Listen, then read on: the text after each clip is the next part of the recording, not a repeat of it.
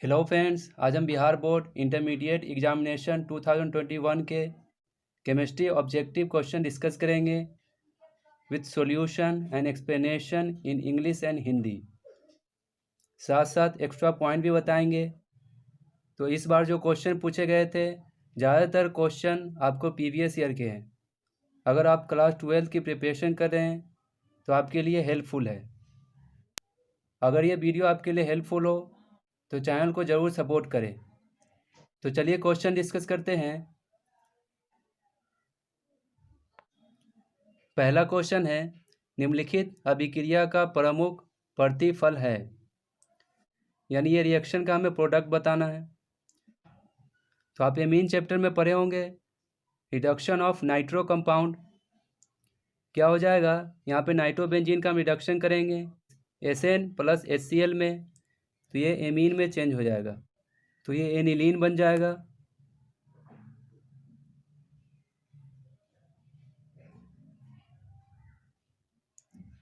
Benzene पे NH2,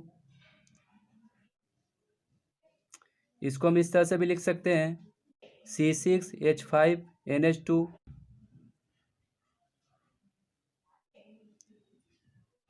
तो B option होगा। नेक्स्ट क्वेश्चन है, सेकेंड है, निम्नलिखित में कौन कृत्रिम मीठा अभिकर्ता है। यानी यहाँ पे पूछ रहा है आर्टिफिशियल स्वीटनिंग एजेंट। तो आप जानते होंगे आर्टिफिशियल स्वीटनिंग एजेंट वैसा केमिकल होता है जो शुगर के सब्स्टिट्यूएंट की तरह यूज़ करते हैं। तो आर्टिफिशियल स्वीटनिंग एजेंट में आपका सेक्रीन भी आता है, एस्पार्टेम भी आता है, सोडियम साइक्लेमेट भी आता है, यहाँ पे क्लो नहीं होगा, साइक्लेमेट होगा, एंड सुक्रालोज भी आता है, एलिटेम भी आता है। तो यहाँ तीनों ऑप्शन होंगे, ऑल ऑफ दिस होगा। नेक्स्ट क्वेश्चन है, थर्ड है, निम्न में कौन सा प्राकृतिक बहुलक है। यानी यहाँ पे नेचुरल पॉलीमर पूछ रहा है।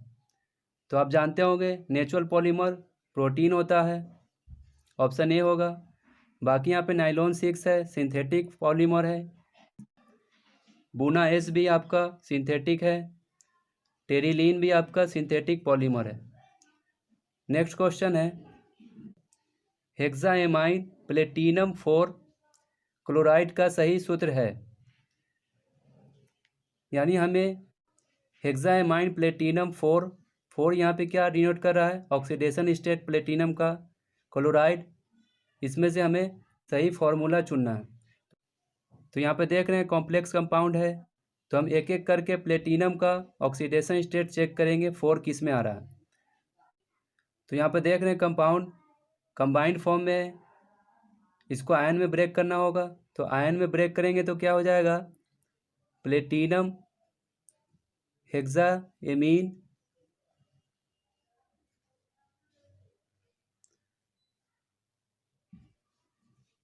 इस पे हो जाएगा +4 चार्ज, और क्लोरीन पे हो जाएगा -1 चार्ज। प्लेटिनम का ऑक्सीडेशन स्टेट X मानते हैं, NH3 जानते हैं न्यूट्रल लिगेंड होता है, इस पे 0 चार्ज होगा, 0 होगा। इक्वल टू क्या होगा, टोटल चार्ज के, यानी 4 के इक्वल होगा। तो X इक्वल टू क्या आ गया, 4 आ गया, यानी प्लेटिनम का ऑक्सीडेशन स्टेट 4 आ गया। और यहाँ कंपाउंड में भी 4 है, यानी आपका ऑप्शन ए होगा। नेक्स्ट क्वेश्चन है, निम्नलिखित में से कौन अक्रिस्टलीय ठोस का उदाहरण है। तो इसमें से हमें पहचानना है एमॉर्फस सॉलिड कौन सा है। तो एमॉर्फस सॉलिड आप जानते होंगे, तो एमॉर्फस सॉलिड वैसा सॉलिड है जिसको अगर हम शार्प एज टूल से काटे इरेगुलर सरफेस में कटेगा। इसको हम स्यूडो सॉलिड भी कहते हैं। इसके कॉन्स्टिट्यूएंट पार्टिकल का जो ऑर्डर होता है शॉर्ट रेंज ऑर्डर का होता है। एमॉर्फस सॉलिड में generally glass, plastic, gel and quartz glass यानी सिलिका आता है। तो ज़्यादातर जो ग्लास है एमॉर्फस सॉलिड के जैसा ही एक्ट करता है, तो ऑप्शन सी होगा। नेक्स्ट है 6 है, निम्न में से कौन अनुसंख्यक गुणधर्म है। यानी यहाँ पे पूछ रहा है कौन कॉलिगेटिव प्रॉपर्टी है। तो कॉलिगेटिव प्रॉपर्टी आप जानते होंगे, lowering of vapour pressure, elevation in boiling point, depression in freezing point and osmotic pressure. तो यहाँ पे कॉलिगेटिव प्रॉपर्टी क्या होगा? ऑस्मोटिक प्रेशर होगा, डी ऑप्शन होगा। नेक्स्ट है 1 मोल एल्युमिनियम +3 को एल्युमिनियम में अपचयन के लिए कितने आवेश की आवश्यकता होगी?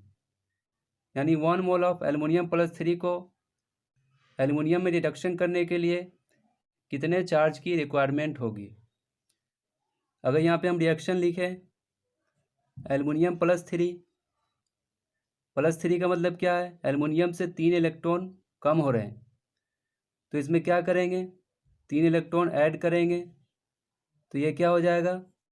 एल्युमिनियम में कन्वर्ट हो जाएगा। तो यहाँ पे कह रहा है एल्युमिनियम +3 से एल्युमिनियम में जो रिडक्शन हुआ है उसमें कितने चार्ज का रिक्वायरमेंट होगा। तो हम जानते हैं इलेक्ट्रोकेमिस्ट्री में आप पढ़े होंगे 1 मोल ऑफ इलेक्ट्रॉन इक्वल होता है 1.6 इंटू 10⁻⁻19 इंटू 6.023 इंटू 10⁻23 कूलाम। ये इक्वल होता है 96500 कूलाम। तो इसी को हम कहते हैं 1 फैराडे। तो यहाँ पे देख रहे हैं 3 इलेक्ट्रॉन है, तो 1 मोल ऑफ इलेक्ट्रॉन पे इतना चार्ज है, तो 3 मोल ऑफ इलेक्ट्रॉन पे कितना हो जाएगा? इसमें 3 से मल्टीप्लाई कर देंगे, तो क्या हो जाएगा? 3 इंटू 96500 कूलाम। तो ये मल्टीप्लाई कर क्या आएगा? 289,500। अब यहाँ पे आंसर जो है साइंटिफिक नोटेशन में है, तो अगर इसको हम पावर 5 में कन्वर्ट करते हैं तो जो पॉइंट है 5 डिजिट के बाद आ जाएगा, यानी यहाँ पे आ जाएगा, इंटू हो जाएगा 10⁻5। तो यहाँ पे कोई आंसर मैच नहीं कर रहा है। ये हो सकता है क्योंकि इसके लगभग में 2.89 को हम लगभग 3 लिख सकते हैं, तो आपका ऑप्शन ए हो सकता है। नेक्स्ट क्वेश्चन है अनुचुंबकत्व प्रदर्शित करने वाला पदार्थ है, यानी वैसा सब्सटेंस जो पैरामैग्नेटिज्म एग्जिबिट करता है। O2 NO2- जो होता है पैरामैग्नेटिज्म शो करता है, तो आपका ऑप्शन बी होगा। इसके अलावा ओजोन हो NO2-2, ये डाईमैग्नेटिक शो करता है, ये आप याद रखेंगे, एक्स्ट्रा पॉइंट है। मिथाइल एमीन को बनाया जा सकता है, यानी methyl amine can be prepared by. तो मिथाइल एमीन जो बनाया जाता है हॉफमैन ब्रोमामाइड रिएक्शन से, बी ऑप्शन होगा। हॉफमैन ब्रोमामाइड रिएक्शन जो होता है इसमें एमाइड का रिएक्शन करते हैं बेस के साथ NaOH के साथ, तो इसमें एक कार्बन लेस हो जाता है और वो एमीन दे देता है प्रोडक्ट के फॉर्म में। अगर उच्च रिएक्शन की बात करें तो उच्च रिएक्शन है जब एल्काइल हैलाइड को सोडियम के साथ रिएक्शन करते हैं in the presence of ether, उसे कहते हैं उच्च रिएक्शन। फिंडर क्राफ्ट रिएक्शन की बात करें तो इसमें होता है जब बेंजीन को एल्काइल हैलाइड के साथ रिएक्शन करते हैं in the presence of anhydrous AlCl3, तो आपको एल्काइल बेंजीन मिलेगा। अगर मिथाइल क्लोराइड लेते हैं तो आपको मिथाइल बेंजीन मिलेगा। तो ये कुछ एक्स्ट्रा पॉइंट है, आप याद रखेंगे। नेक्स्ट क्वेश्चन है कॉपर पाइराइड का सूत्र है। तो कॉपर पाइराइड का जो सूत्र है CuFeS2, बी ऑप्शन है। अब ये कॉपर पाइराइड जो है कॉपर का मोस्ट इम्पोर्टेंट अयस्क है, यानी ओर्स है। इसका दूसरा नाम कैल्कोपाइराइड भी है। नेक्स्ट है 0.01 मोलरिटी ग्लूकोज विलयन की तुलना में 0.01 मोलरिटी मैग्नीशियम क्लोराइड विलयन के हिमांक में अवनमन है, यानी यहाँ पे कंपेयर करना है 0.01 molarity solution of glucose and 0.01 molarity of magnesium chloride solution के डिप्रेशन इन फ्रीजिंग पॉइंट। अब यहाँ पे देख रहे हैं मोलरिटी क्या है, दोनों में सेम है। यहाँ पे क्या देखेंगे, ग्लूकोज का एंड मैग्नीशियम क्लोराइड का वान हाफ फैक्टर। वान हाफ फैक्टर क्या होता है, total number of ionic particle. तो यहाँ पे ग्लूकोज देख रहे हैं, ग्लूकोज एक ऑर्गेनिक कंपाउंड है, तो ये सॉल्यूशन में न डिसोसिएट होगा न एसोसिएट होगा, यानी आयनाइज नहीं होगा। अगर मैग्नीशियम क्लोराइड की बात करें, अगर इसको आयन में हम ब्रेक करते हैं तो कुछ इस टाइप से आएगा, Mg+2 2Cl-। अब देख रहे हैं टोटल आयोनिक पार्टिकल कितना है, एक मैग्नीशियम है, 2 क्लोरीन है, यानी वान हाफ फैक्टर कितना आएगा, 3 आएगा।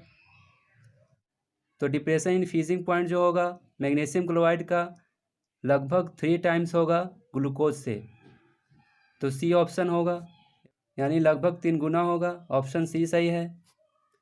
नेक्स्ट है, ज्यूटर आयन बनाने में कौन समर्थ है, यानी ज्यूटर आयन इसमें से कौन कंपाउंड फॉर्म करता है। तो हम जानते हैं पूरे ऑर्गेनिक कंपाउंड में आप पढ़े होंगे, 2 कंपाउंड ऐसे हैं जो ज्यूटर आयन फॉर्म करते हैं। पहला तो एमिनो एसिड है, एमिनो एसिड जो होता है ज्यूटर आयन फॉर्म करता है, क्योंकि इसमें एमीन ग्रुप भी है, एसिड ग्रुप भी है। एमीन ग्रुप पे पॉजिटिव चार्ज और एसिड ग्रुप पे निगेटिव चार्ज आ जाता है, तो डी ऑप्शन होगा। दूसरा है, आप एमीन चैप्टर में पढ़े होंगे, एनिलीन का जब सल्फोनेशन करवाते हैं H2SO4 के साथ रिएक्शन, तो आपको ज्यूटर आयन मिलता है, तो याद रखिएगा, काम आएगा। 13 है, परागलन विधि में धातु के ऑक्साइड के अपचयन में प्रयुक्त होता है, यानी कह रहा है स्मेल्टिंग प्रोसेस में रिडक्शन ऑफ मेटल ऑक्साइड किसके प्रेजेंस में होता है, तो हम जानते हैं कार्बन के प्रेजेंस में। इसी को कहीं कहीं पे कोक लिखा रहता है या कहीं कहीं पे चारकोल भी लिखा रहता है, इसी को कहते हैं। स्मेल्टिंग प्रोसेस में क्या होता है, metal oxide of iron, silver,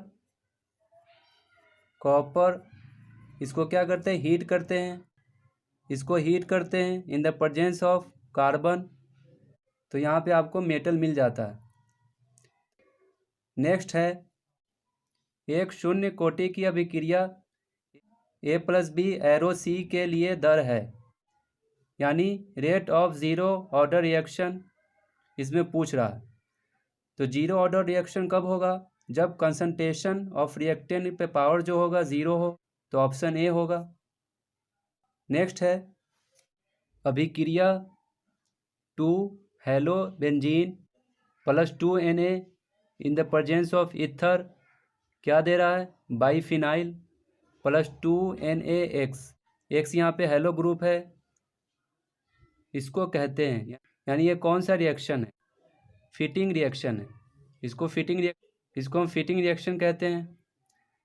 इसी में सोडियम के साथ मिथाइल क्लोराइड ऐड कर देते तो इसका नाम हो जाता वुड्स फिटिंग रिएक्शन, यानी CH3Cl। यहाँ पे वुड्स रिएक्शन है, हमने पिछले क्वेश्चन में बताया है।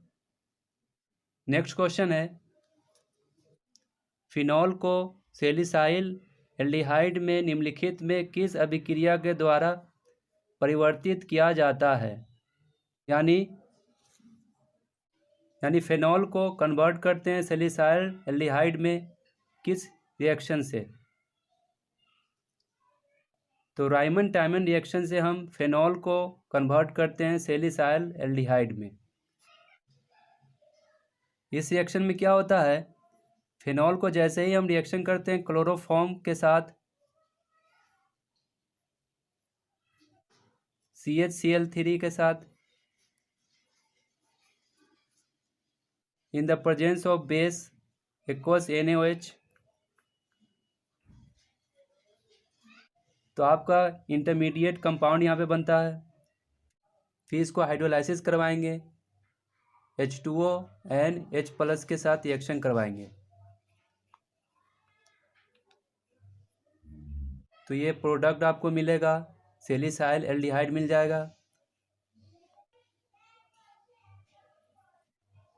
OH यहाँ पे होगा, इसके ऑर्थो पोजीशन पे CHO होगा। ये आपका फॉर्मूला है सैलिसाइल एल्डिहाइड का।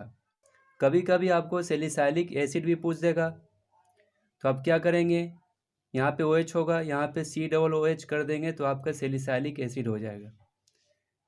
नेक्स्ट है, प्राथमिक एमीन की पहचान किसके द्वारा की जाती है?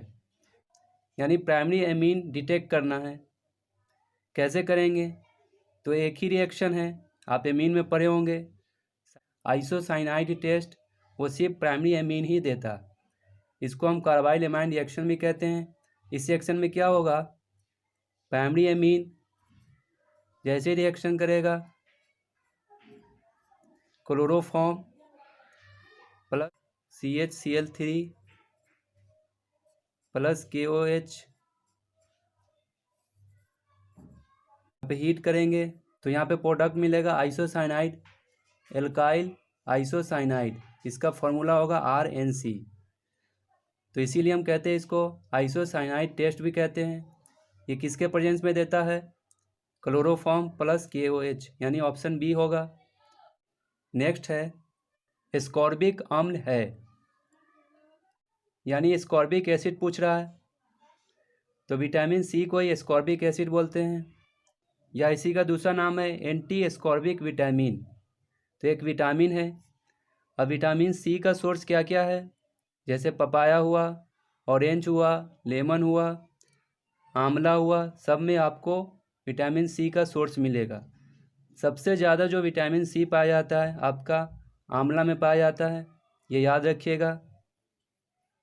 आंवला में बहुत ज़्यादा विटामिन C पाया जाता है, तो आप ये याद रखिएगा। नेक्स्ट है, वह पदार्थ जो शरीर के ताप को कम करता है कहलाता है, यानी वैसा सब्सटेंस जो बॉडी टेम्परेचर को कम करता है, एंटीपायरेटिक कहलाता है, ऑप्शन ए होगा। नेक्स्ट है, रवा में जब इलेक्ट्रॉन ऋणायन द्वारा खाली स्थान में पकड़ लिया जाता है तब कौन सा दोष होता है? जब इलेक्ट्रॉन निगेटिव चार्ज आयन के स्पेस को फिल करता है तो उस डिफेक्ट को क्रिस्टल में एफ सेंटर कहते हैं, ऑप्शन सी सही होगा। तो शॉर्टकी डिफेक्ट आप जानते होंगे, जब क्रिस्टल में equal number of cation and anion missing रहते हैं तो उसको कहते हैं हम शॉर्टकी डिफेक्ट। इसमें जो डेंसिटी होगा क्रिस्टल का कम हो जाएगा इस डिफेक्ट के कारण। फ्रैंकल डिफेक्ट है, इसमें स्मॉल आयन जो होगा डिसलोकेट हो जाएगा, क्रिस्टल के ही अंदर डिसलोकेट हो जाएगा, अपने नॉर्मल पोजीशन से इंटरस्टिशियल पोजीशन पे चला जाएगा। तो इसमें क्रिस्टल का डेंसिटी सेम रहेगा, तो डेंसिटी इसमें सेम रहेगा। तो ये एक्स्ट्रा पॉइंट है, आप याद रखेंगे, आपके लिए हेल्पफुल है। नेक्स्ट है, कैल्शियम नाइट्रेट में वांट हाफ गुणक होता है, यानी वांट हाफ फैक्टर पूछ रहा है कैल्शियम नाइट्रेट का। तो पहले हम इसको एनालाइज करेंगे। इसको कैसे लिख सकते हैं, Ca+2 2NO3-। अब यहाँ पे टोटल आयोनिक पार्टिकल देखेंगे, कैल्शियम 1 है, नाइट्रेट 2 है, तो टोटल क्या हो जाएगा, पार्टिकल 3 हो जाएगा। तो वांट हाफ फैक्टर जो आएगा 3 आएगा, ऑप्शन सी होगा। नेक्स्ट है, कैल्शियम फॉर्मेट में शुष्क आसवन से प्राप्त होता है, यानी यहाँ पे ड्राई डिस्टिलेशन पूछ रहा है कैल्शियम फॉर्मेट का। कैल्शियम फॉर्मेट का जब ड्राई डिस्टिलेशन करते हैं तो आपको फॉर्मल्डिहाइड मिलता है, ऑप्शन ए होगा। अगर यहीं पे ड्राई डिस्टिलेशन कैल्शियम एसीटेट का पूछता तो आपको एसिटल्डिहाइड मिलता। अब यहाँ पे फॉर्मल्डिहाइड कैसे होगा, अगर इसका स्ट्रक्चर बना है कैल्शियम फॉर्मेट का तो ये स्ट्रक्चर होता है HCOO फिर HCOO। इसका हमें क्या करना है, ड्राई डिस्टिलेशन करना है, यानी हीट करेंगे। तो आपको क्या मिल जाएगा, HCHO formaldehyde plus CaCO3 calcium carbonate मिल जाएगा। तो आपका ऑप्शन ए होगा। नेक्स्ट है A, B और C तत्वों का मानक अपचयन विभव मान क्रमशः 0.68 वोल्ट, -2.5 वोल्ट और -0.5 वोल्ट है। उनकी अपचयन शक्ति का क्रम है, यानी स्टैंडर्ड रिडक्शन पोटेंशियल दिया हुआ है एलिमेंट्स A, B, C का 0.68 वोल्ट, -2.5 वोल्ट एंड -0.5 वोल्ट। तो हमें यहाँ पे ऑर्डर ऑफ रिड्यूसिंग पावर निकालना है। तो आप इलेक्ट्रोकेमिस्ट्री में पढ़े होंगे, जब स्टैंडर्ड रिडक्शन पोटेंशियल इंक्रीज होगा तो रिड्यूसिंग पावर क्या होगा, डिक्रीज हो जाएगा, एंड ऑक्सीडाइजिंग पावर क्या होगा, इंक्रीज होगा। तो यहाँ पर जिसका स्टैंडर्ड रिडक्शन पोटेंशियल ज़्यादा होगा उसका रिड्यूसिंग पावर कम होगा। तो यहाँ पे देख रहे हैं 0.68 सबसे ज़्यादा स्टैंडर्ड रिडक्शन पोटेंशियल है, तो उसका रिड्यूसिंग पावर सबसे कम होगा, यानी ए का सबसे कम होगा। तो अब जिस एलिमेंट का स्टैंडर्ड रिडक्शन पोटेंशियल सबसे कम होगा उसका रिड्यूसिंग पावर ज़्यादा होगा।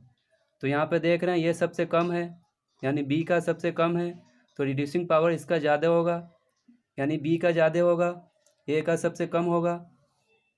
तो ऑप्शन डी होगा। नेक्स्ट है एंजाइम क्या है। एंजाइम एक प्रोटीन का टाइप है, तो यहाँ पे प्रोटीन आंसर होगा। जो एंजाइम का फंक्शन जो बॉडी में है बहुत इंपॉर्टेंट फंक्शन होता है इसका। नेक्स्ट है सल्फाइड अयस्कों का सांद्रण किया जाता है, यानी सल्फाइड ओर्स का कंसंट्रेटेड किया जाता है फ्रोथ फ्लोटेशन प्रोसेस द्वारा। ऑप्शन ए होगा, क्योंकि कंसंट्रेटेड ऑफ ओर्स का मतलब क्या है, इसमें जो अनवांटेड मटेरियल मिले रहते हैं, जैसे रॉक हुआ, मिट्टी हुआ, कोई लाइम स्टोन, सैंड, रॉक या कोई इम्प्योरिटी मिला हुआ है, उसको हटा देते हैं, तो उसको कहते हैं कंसंट्रेटेड ऑफ ओर्स। ये कंसंट्रेशन ऑफ ओर्स जो करते हैं हम फ्रोथ फ्लोटेशन प्रोसेस द्वारा। रोस्टिंग में क्या होता है, रोस्टिंग एक प्रोसेस है, इसमें सल्फाइड ओर्स को हम हीट करते हैं, उसके बाद ऑक्साइड में चेंज होता है, फिर उसको कार्बन के साथ रिडक्शन करते हैं तो हमें मेटल मिल जाता है। नेक्स्ट क्वेश्चन है टिंडल प्रभाव पाया जाता है। टिंडल इफेक्ट आपको दिखेगा कोलाइडल सॉल्यूशन में, यानी सॉल्व में होता है, तो ऑप्शन सी होगा। नेक्स्ट है एल्कील हैलाइड एवं सोडियम धातु के बीच अभिक्रिया कहलाती है, यानी reaction between alkyl halide and sodium metal. यह आपका वुड्स रिएक्शन कहलाता है, फेमस रिएक्शन है, पहला ही चैप्टर में पढ़े होंगे ऑर्गेनिक के। इसमें क्या होता है, जैसे ही एल्काइल हैलाइड रिएक्शन करेगा सोडियम मेटल के साथ in the presence of ether, तो यहाँ पे एल्काइल हैलाइड सोडियम से रिएक्शन करेगा in the presence of ether, तो ये दे देगा ट्वाइस ऑफ एल्केन। जो यहाँ पे एल्केन लेंगे वो यहाँ पे दुगुना दे देगा, प्लस 2NaX। फिर यहाँ बैलेंस कर लेंगे 2 से, तो इसे हम वुड्स रिएक्शन कहते हैं। ऑप्शन ए करेक्ट होगा। नेक्स्ट है कॉम्प्लेक्स कंपाउंड दिया हुआ है आयन के फॉर्म में, इसमें क्रोमियम का ऑक्सीडेशन नंबर निकालना। ऑक्सीडेशन नंबर निकालने के लिए यहाँ पे लिगैंड देखना होगा। क्रोमियम का ऑक्सीडेशन नंबर X मान लेते हैं, X हो जाएगा। अब यहाँ पे वाटर है, H2O न्यूट्रल लिगेंड होता है तो इस पर 0 चार्ज होगा, +0। क्लोरीन है, मोनोडेंटेट है, इस पर -1 चार्ज होता है, 2 क्लोरीन है तो -2 हो जाएगा। इक्वल टू टोटल चार्ज 1 है, 1 के इक्वल होगा, तो x इक्वल टू कितना हो जाएगा, -2 इधर आ जाएगा, 3 हो जाएगा, यानी क्रोमियम का ऑक्सीडेशन नंबर होगा 3 होगा। बी ऑप्शन करेक्ट है। नेक्स्ट है अभिक्रिया OH-CH2 bond CHOH 4 times single bond CHO, इसको HI के साथ हीट कर रहे हैं तो प्रोडक्ट क्या मिलेगा। बायोमोलिक्यूल्स में पढ़े होंगे ग्लूकोज के 6 रिएक्शन।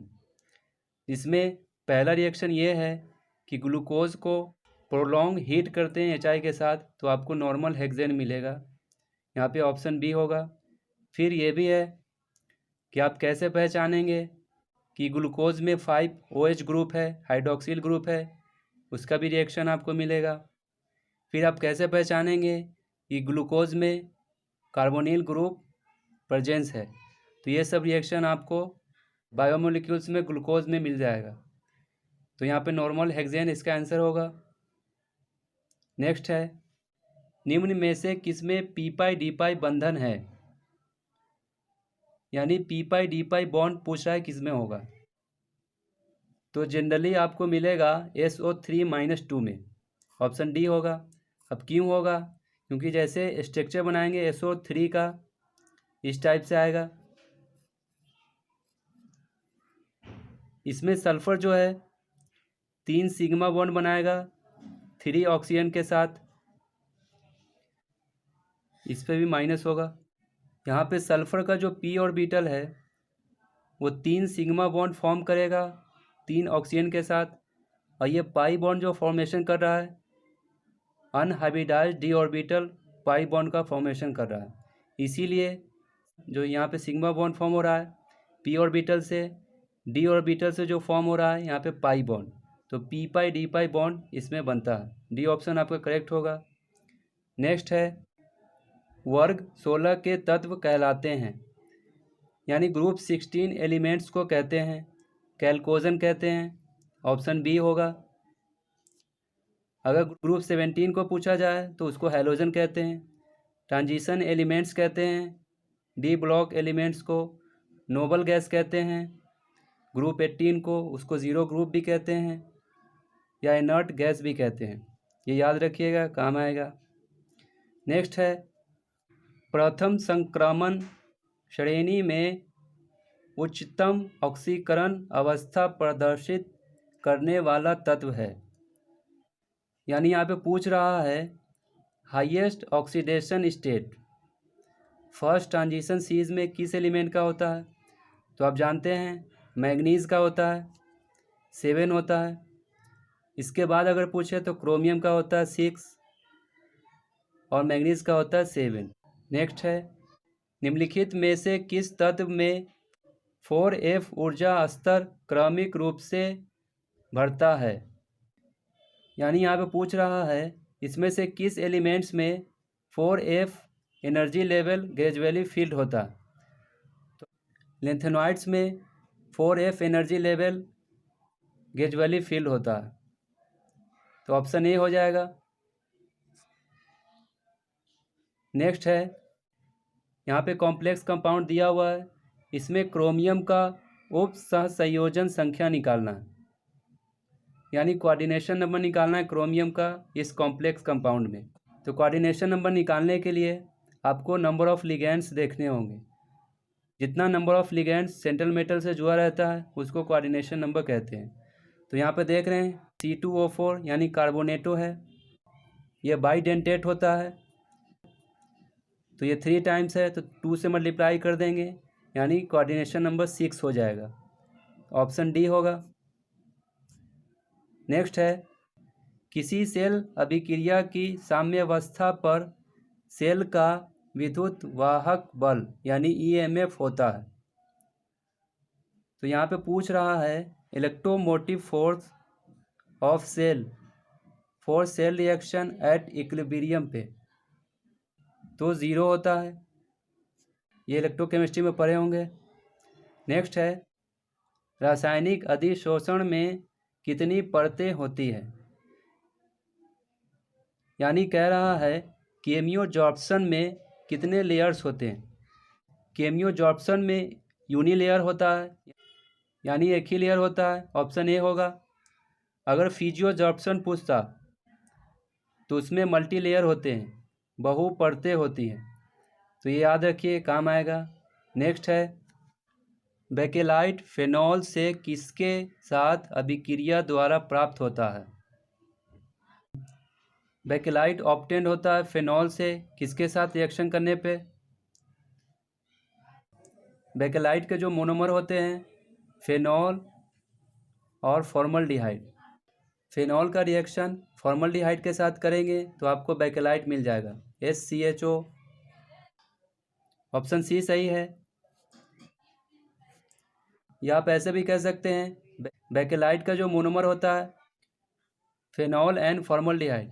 नेक्स्ट है उप सहसंयोजन यौगिक में निकेल की ऑक्सीकरण अवस्था है, यानी कॉम्प्लेक्स कंपाउंड दिया हुआ है, निकेल का ऑक्सीडेशन स्टेट पूछ रहा है, तो इसको क्या करेंगे, पहले आयन में ब्रेक करेंगे। इसको आयन में ब्रेक करेंगे तो हो जाएगा 4K प्लस निकेल टेट्रासाइनाइड,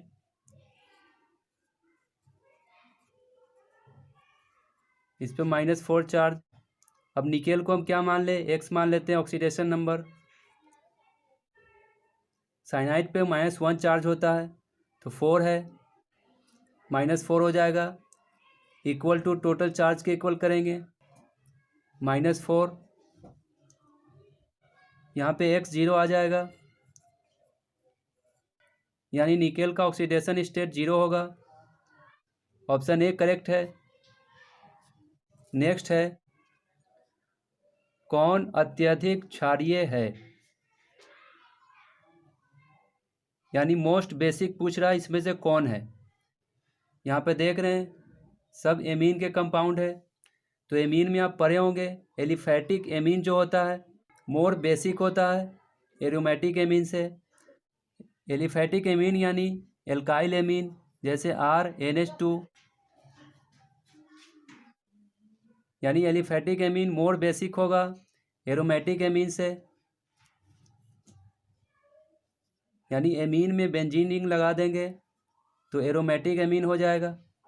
अब क्यों होता है, सेकेंड डिग्री एमीन मोर बेसिक होता है, तो डी ऑप्शन करेक्ट होगा। अब क्यों होता है, ये benzene ring electron withdrawing group का काम करता है, तो यहाँ से क्या करेगा, इलेक्ट्रॉन की डेंसिटी को घटा देगा, तो इसलिए लेस बेसिक होता है। एलिफैटिक एमीन में सबसे ज़्यादा सेकेंड डिग्री का होता है, उसके बाद प्राइमरी एमीन का होगा, उसके बाद ये टॉलिन का होगा, उसके बाद ये होगा, यानी आंसर आपका डी है। नेक्स्ट है मोनोहाइड्रिक एल्कोहल का सामान्य सूत्र है, जनरल फार्मूला पूछ रहा है मोनोहाइड्रिक एल्कोहल का, तो ऑप्शन ए होगा CnH2n+1OH, ये ऑप्शन होगा। सो स्टूडेंट्स हमने यहाँ पर 40 क्वेश्चन डिस्कस किए हैं, बाकी क्वेश्चन नेक्स्ट वीडियो में डिस्कस करेंगे। अगर ये वीडियो आपके लिए हेल्पफुल हो तो चैनल को ज़रूर सपोर्ट करें, and if any doubts regarding this questions then please comment your questions in the comment box. I try to reply your answer. Thanks for watching.